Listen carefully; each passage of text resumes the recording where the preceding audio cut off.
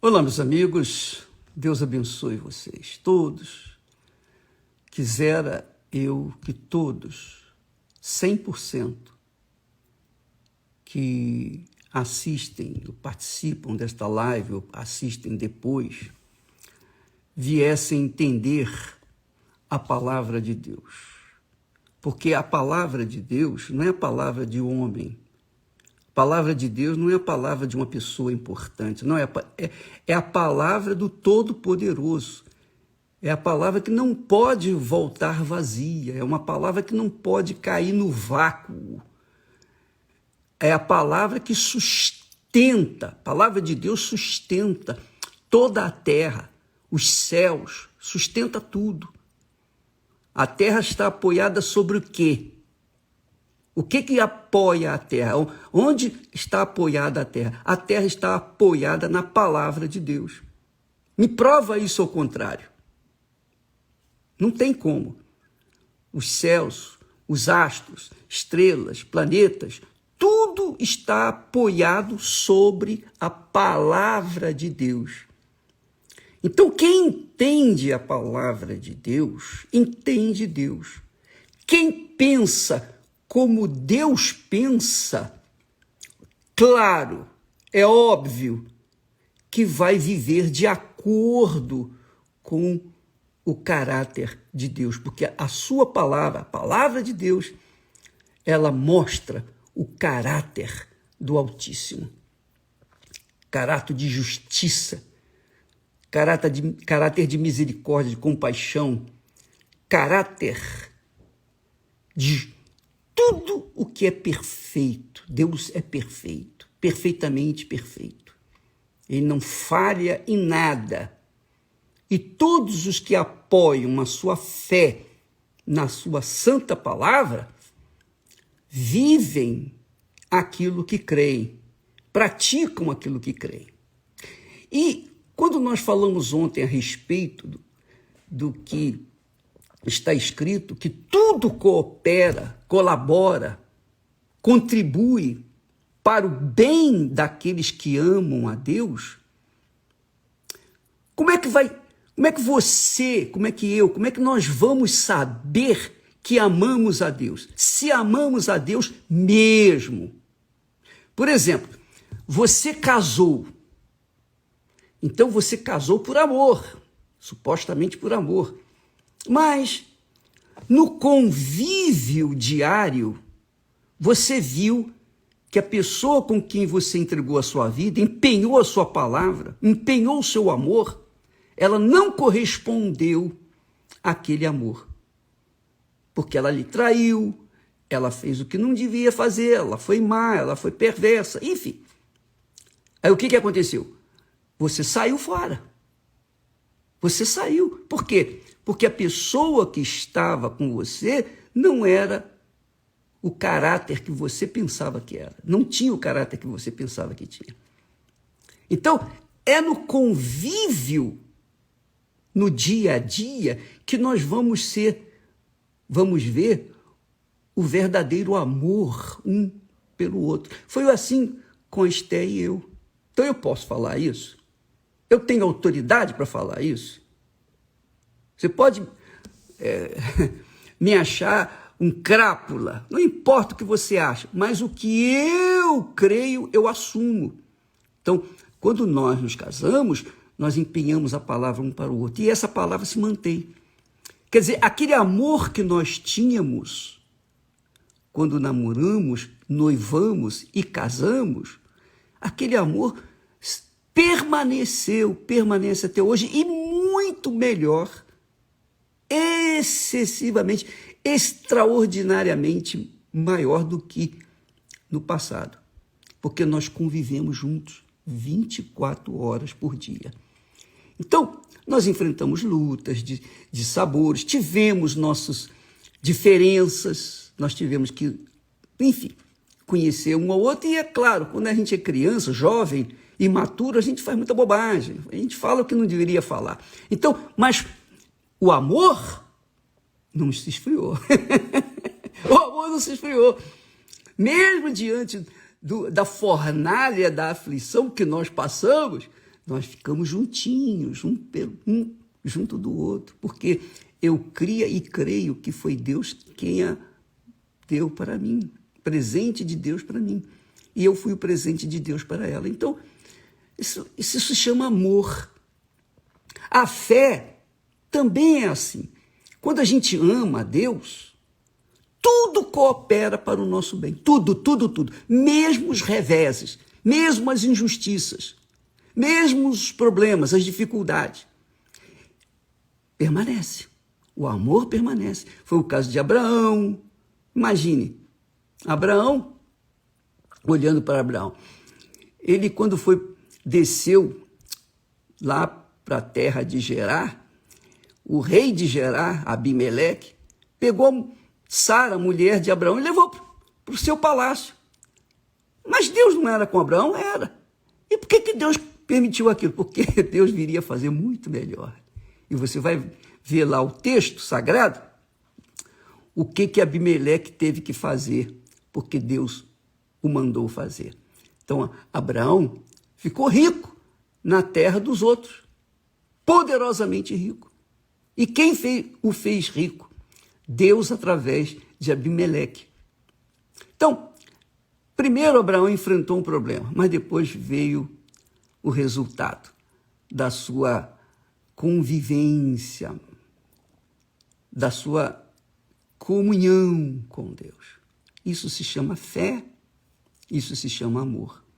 Ele não, de forma nenhuma, ele não voltou atrás, ele não lamentou, ele não reclamou, ele não ficou falando, onde é que está o Deus me chamou? Não, Abraão manteve-se firme naquele amor para com Deus, naquela fé para com Deus. Por isso, Abraão é chamado de o pai na fé. Então, quando a gente enfrenta problemas na nossa fé ou no nosso amor, a gente se mantém firme, se é que o amor é verdadeiro, se é que a fé é verdadeira. Então, quando é que a gente vai saber se a nossa fé é verdadeira? No caso do amor, como é que você vai saber que a pessoa que você se entregou, o casamento, como é que você vai saber que aquela pessoa ama você? E como é que você vai saber do seu amor para com ela? Você vai ver no comportamento diário com ela. Vai haver provações. Se ela se mantiver firme com você, então você pode ter certeza que é amor. Mas se ela não continuar, se ela desistir no meio do caminho, então mostra que não era amor. A mesma coisa com Deus, é a fé. A fé, o amor e a fé. Quando nós manifestamos a fé inteligente, não a fé emotiva que apresentam por aí, oba-oba, não. A fé verdadeira. Quando a gente verdadeiramente crê nesse Deus invisível, intocável, que você não sente, quando você vive essa fé, independentemente das circunstâncias, das dificuldades, nós sabemos que Ele é conosco e que no final, nos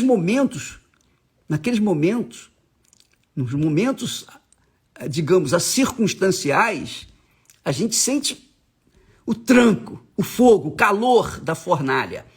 Mas a gente sabe, porque a gente tem fé, a gente crê, a gente se mantém firme naquilo que Ele, Deus, falou, independentemente de senti-lo ou não, de vê-lo ou não, de tocá-lo ou não, porque a gente crê na palavra que Ele prometeu. Deus é palavra, palavra é espírito, Deus é palavra, Deus é espírito. Então, Jesus disse em duas ocasiões distintas, Jesus disse, porque muitos são chamados, mas poucos escolhidos. Duas ocasiões.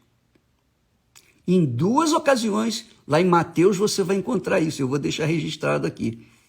Jesus disse, porque muitos são chamados, poucos escolhidos. Quer dizer, todos são chamados, mas escolhidos apenas aqueles que se mantiveram na fé. Você vê, por exemplo, numa competição, muitos saem correndo. Muitos começam bem, mas no final, apenas um vence. É assim. A fé é assim.